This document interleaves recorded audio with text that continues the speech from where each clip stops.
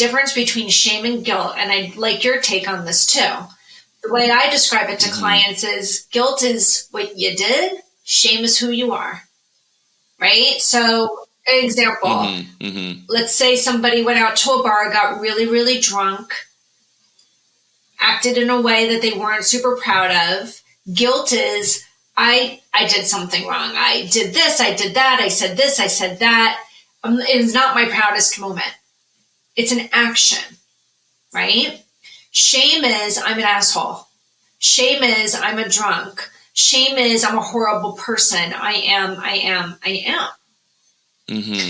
And when I'm able to explain it to people that way, they go, because I'll say, is that shame or guilt that you're feeling? And they're like, oh, what's the difference?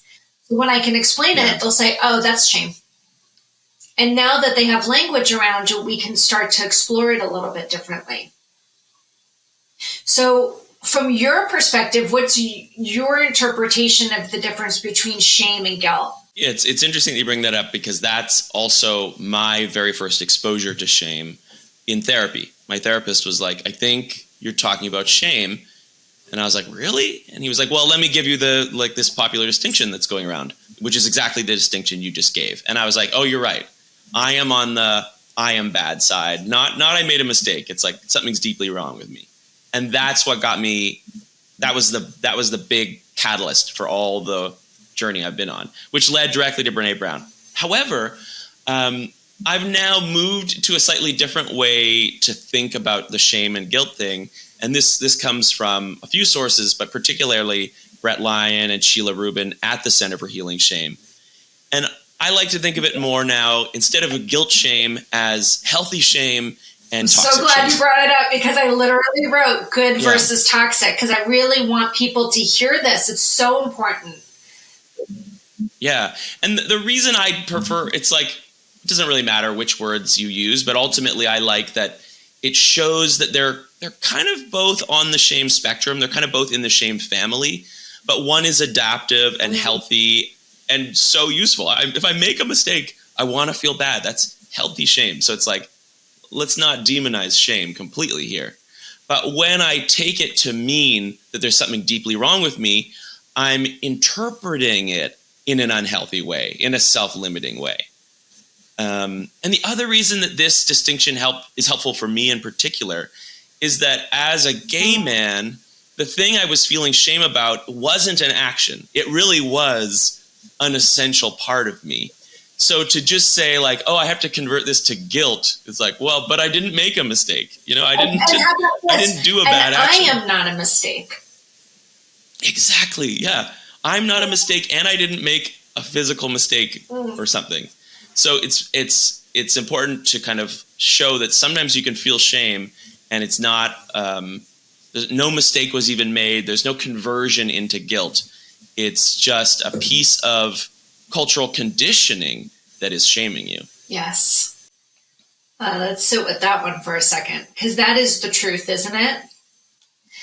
Yeah. Okay, so I have so many questions. The first question I have is, can you, and I'm doing this for the benefit of the audience, right? Because someone is going to listen to this and go, oh shit, this has been what part of my struggle's been.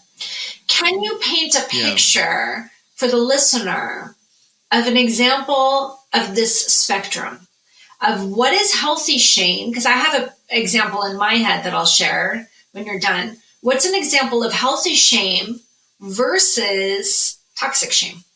Yeah, I have a few ways that I break the two down, but in terms of just examples, what I consider healthy shame is when I have transgressed my own values. I am not living up to the realistic and healthy standards that I am setting for myself. And I'm saying, my own values and for myself to distinguish between what culture told me I had to do that I might not actually find authentic or that I might not agree with, things like that. So the healthier side of shame tends to be internally referenced. These are my values. This is how I want to be. And the toxic side tends to be more externally referenced. This is what I was told. This is the outside pressure. This is what my parents want. This is what society wants. So like that's one big key distinction. And then, as we've already said, there's this kind of like global shame, like I am, my essence, my whole self is bad, versus kind of specific shame. Even if I'm feeling shame about something that I can't change, I want to note that it's just a part of me. You know, it might be about the way I look. So again, it's not an action, but it's not my global self. You know, it's just one part, one aspect of me. So it's much healthier to really always connect shame to very like specific things and very specific moments in time, because shame is an emotion. Shame. Okay, so yes. So that's interesting, because this is the example that has always come back to me in my mind. So I'll paint you a picture. 1993. I'm probably 22 years old. I'm living by myself in some apartment off campus for the summer by myself, because going home is not an option. And I've been dating this guy who I love very much and who I considered my closest person at school. And I kissed someone else.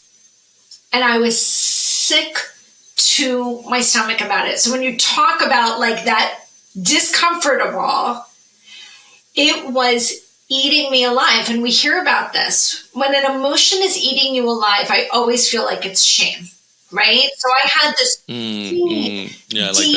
deep guilt, but I also felt like a horrible, horrible person.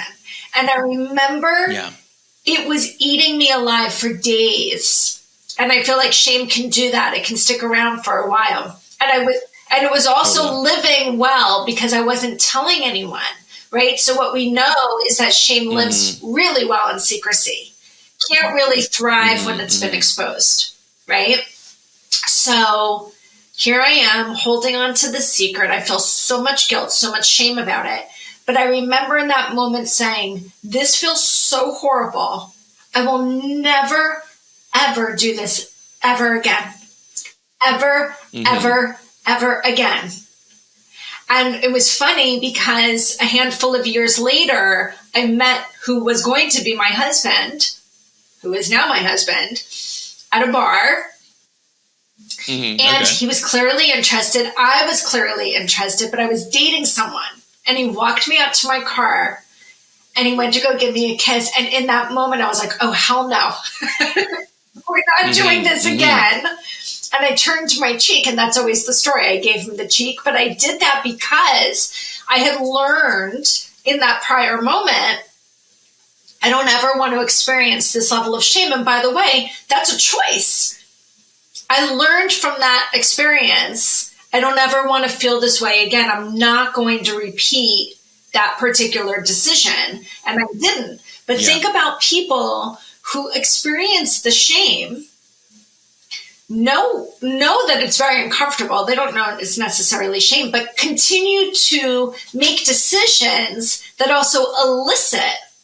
So now they're living in a shame storm all the time. Yeah. It's such a fine balance, because your story highlights how a healthy shame pain is useful. It's like helping us motivate ourselves to avoid these actions that we don't want to take.